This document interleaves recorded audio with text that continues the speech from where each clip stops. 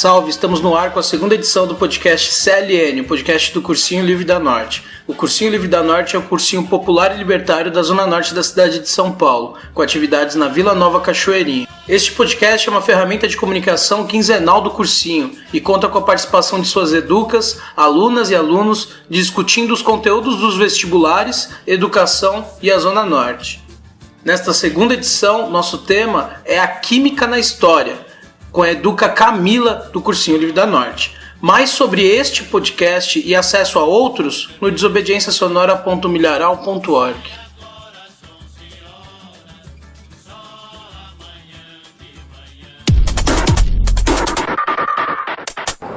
Por falta de um cravo, perdeu-se a ferradura. Por falta de uma ferradura, perdeu-se o cavalo. Por falta de um cavalo, perdeu-se o cavaleiro.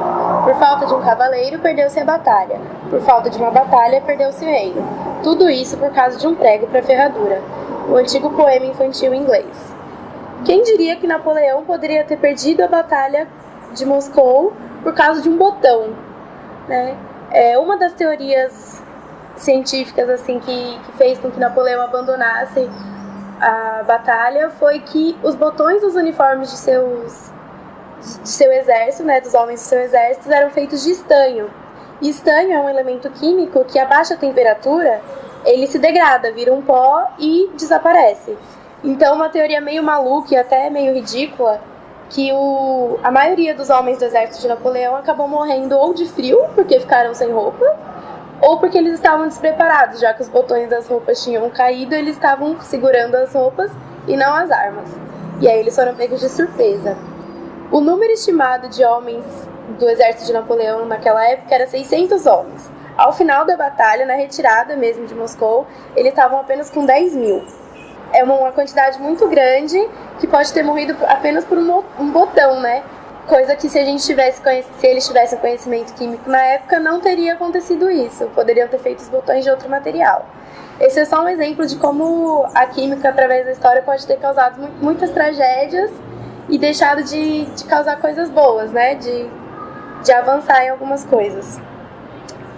Aí eu decidi escolher aqui umas duas histórias de moléculas importantes aí na história da química, né? Que acabaram mudando o mundo. A primeira delas é a pimenta do reino. A pimenta do reino é uma especiaria que foi a principal impulsionadora assim, da era dos descobrimentos, né? Como que era feito o comércio antigamente com o Oriente, na Idade Média, né? Eles eram realizados através de Bagdá, seguia para Constantinopla e chegava em Veneza. E era a partir de Veneza que era distribuído para o restante da Europa. Só que na época a Veneza era o monopólio ali das especiarias, né? Elas controlavam tudo e começou a ter um desenvolvimento muito maior do que os outros lugares da Europa. Isso acabou deixando as outras nações um pouquinho nervosas, né? Porque não estava tendo desenvolvimento comum a Veneza e porque queriam ter o acesso às especiarias que eles estavam cobrando muito caro. Isso fez com que as outras nações decidissem traçar suas próprias rotas para chegar às Índias, né, para chegar ao Oriente e ter acesso a essas especiarias. Mas aí a gente se pergunta por que a pimenta era tão importante, tão cobiçada naquela época. Dentro da pimenta, né, tem uma molécula chamada piperina, que ela causa esse sabor picante que a gente gosta, né?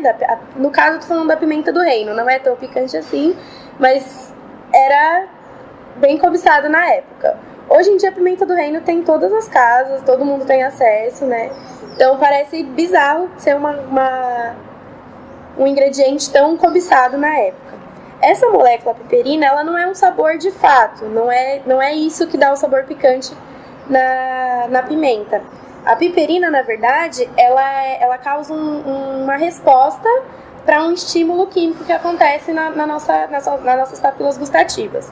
A gente come a pimenta, e essa piperina, ela entra em contato com as proteínas das nossas papilas e elas causam um estímulo de dor no nosso cérebro, né? Que a gente relaciona com ardência, né? Com essa coisa picante, mas o nosso cérebro entende que é dor. E sempre que a gente sente alguma dor, nosso cérebro tende a liberar uma outra molécula para diminuir isso. Essa molécula é a endorfina.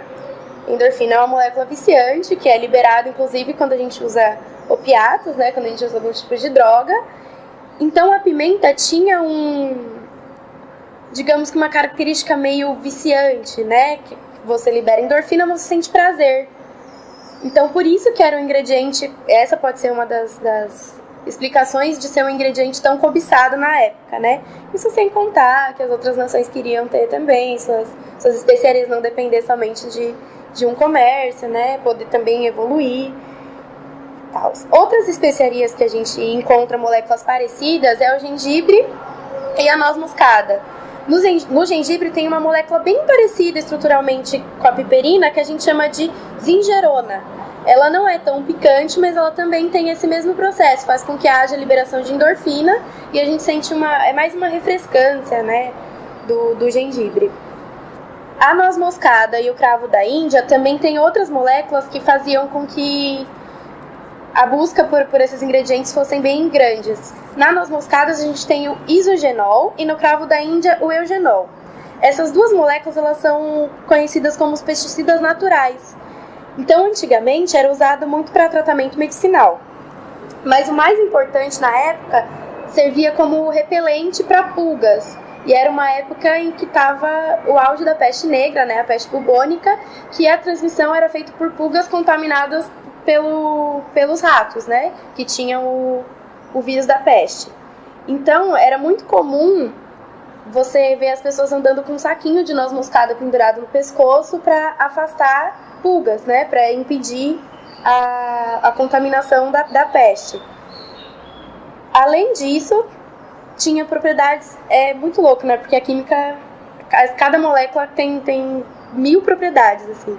E uma delas é que a noz moscada e o cravo da Índia eram considerados afrodisíacos e alucinógenos, por conta de duas partes das moléculas que existiam na composição desses ingredientes. Que uma era a misticina e a elimicina, que em grandes quantidades no nosso organismo causa efeitos que são bem parecidos com as anfetaminas. Então aí a gente fica se perguntando, né, que tem tanta coisa que pode ter motivado a era das descobertas, né, dos descobrimentos, e aí a gente fica em dúvida, era porque os ingredientes liberavam moléculas que davam prazer para as pessoas, porque podia ser usado para tratamentos médicos, ou simplesmente porque a gente podia fugir da realidade usando esse tipo de ingrediente, né? Ou simplesmente por questão de poder também, conseguir ter acesso a essas especiarias sem precisar entrar no comércio com outros lugares, né? Outra parte da história que eu gosto muito de falar são a parte da bruxaria, né? A gente tem várias moléculas ligadas à bruxaria, que na verdade não é bruxaria, né? Na Idade Média, as mulheres conhecidas como bruxas, elas eram, na verdade, mulheres que sempre lidaram com a casa, com ingredientes que elas estavam ali lidando com plantas, extraíam os princípios ativos de vários tipos de remédios, né, que elas mesmas faziam. E dentre esses remédios, dentro dessas composições, existem moléculas que a gente chama de alcaloides, que são compostos vegetais que são compostos que têm um átomo de nitrogênio na molécula, e eles têm propriedades curativas e alucinógenas também, dependendo da quantidade que a gente ingere, né? Então, esses alcaloides, eles podem estar presentes tanto na pimenta, como eu já falei, na penicilina, né, que é o princípio do antibiótico, no ácido fólico, que é utilizado para tratamento, por exemplo, para fertilidade. Então, são substâncias que estão presentes em vários tipos de moléculas, assim, na história.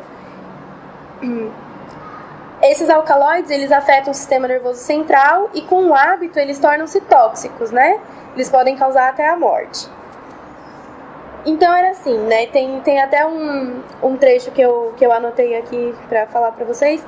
A vida para a maioria das mulheres nesse tempo era árdua. O trabalho era interminável, era muita doença e pobreza, e o controle de uma mulher sobre o seu corpo e seus próprios desejos era algo impensável. Então era assim, o único modo que as mulheres tinham de fugir dessa realidade tão árdua era partir para o uso dessas substâncias para fugir mesmo da realidade, né? E aí várias delas foram condenadas e queimadas em praça pública, né, sendo acusadas de bruxaria. Muitas delas, inclusive, confessavam, porque eram torturadas, né? Então, o único modo de fugir da tortura era confessar e aí serem mortas. Mas o ponto é que nada do que elas faziam era, tipo, absurdo, era bruxaria, né? Era algo considerado herege, assim.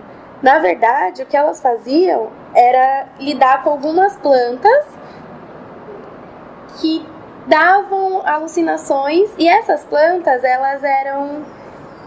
Esses substratos que elas retiravam das plantas, eles eram insolúveis em água, então você não conseguia tomar, você não conseguiria ingerir. Então, o único modo de absorção era pela pele. E hoje em dia, a gente já tem estudos e sabe, provavelmente elas sabiam na época já, que a absorção de algumas moléculas, algumas substâncias, elas são mais fáceis pelas mucosas, porque é onde a pele é mais fina e tem mais terminações nervosas, vasos sanguíneos. Então, como que elas faziam o processo para elas ficarem chapadas mesmo, né, para sair da realidade? Elas dissolviam em graxas, em óleos, né, e esses óleos, elas passavam num cabo de vassoura e friccionavam na vagina, que é onde a absorção ocorreria mais rápido, né? E aí, por causa dessa historinha aí, de sentar na vassoura e friccionar, veio a lenda de que elas voavam, né? E elas chegavam a acreditar que estavam voando mesmo, porque era alucinação, né? Era o efeito da substância. Essas substâncias eram extratos da planta mandrágora, né? Que é uma planta bem engraçada, porque a raiz dela parece a figura humana, parece uma figura de uma mulher, inclusive. Se vocês jogarem na internet mandrágora, vocês vão ver como que ela é bonitinha, assim. E tem uma lenda que diz que quando ela é retirada do solo, ela emite um gemido, tipo, ensurdecedor, assim. Na verdade, não é, né? Mas ela emite mesmo um barulhinho, mas não é ensurdecedor. Aparece até no Harry Potter isso, né? Que as mandrágoras são tiradas lá e elas berram, então você tem que enfiar na água. Isso é exagero. Mas a lenda é mesmo que elas faziam tipo um barulhinho, assim, era uma resposta, como se elas não quisessem sair dali do lugar delas, né? E a outra planta que era utilizada e contém esses alcaloides era a beladona, que hoje a gente usa para conter inflamações, né? Então, são várias moléculas que causaram confusões, assim, no meio da história, né? E muitas delas causaram mortes. Hoje em dia, essas duas moléculas que eu falei, elas conseguiram perceber que tem outras duas substâncias dentro delas, que hoje a gente conhece bastante, né? Que uma é a atropina e a outra é a escopolamina. A escopolamina é o nosso Buscopan, que a gente usa para cólica intestinal, para enjoo, né? E na época ele era conhecido como soro da verdade. Por quê? Porque essas mulheres, elas misturavam escopolamina com morfina, e o efeito dessa mistura era você ficar balbuciando algumas coisas, assim, e aí falavam que saíam várias verdades. Mas isso também é lenda, né? A gente não sabe, mas é uma substância que causa delírios, né? E aí você acaba falando, né? E aí virou o soro da verdade. E a outra substância que eu falei é a atropina. A atropina, ela embaça nossas vistas, deixa a gente um pouquinho tonta. Hoje a gente usa a atropina para fazer dilatação na vista. É o principal ingrediente do dilatador da vista, né? Então, pra você ver, tipo, moléculas que no passado condenaram várias mulheres à morte, hoje em dia a gente usa tranquilamente para fins medicinais. Não acontece nada. Então é isso, assim, basicamente é um pouquinho das histórias, mais histórias de descobertas e crises, assim, né, na história da química. Tem 2 livros que eu indico, um é A Colher que Desaparece, muito fácil de achar, se eu não me engano tem em PDF na internet, e tem Os Botões de Napoleão, que são as 17 moléculas que mudaram a história, 17 moléculas químicas que mudaram a história, né. Esse eu tenho certeza que tem em PDF, só jogar na internet que vocês encontram. Tem muito mais histórias curiosas sobre a química. É isso.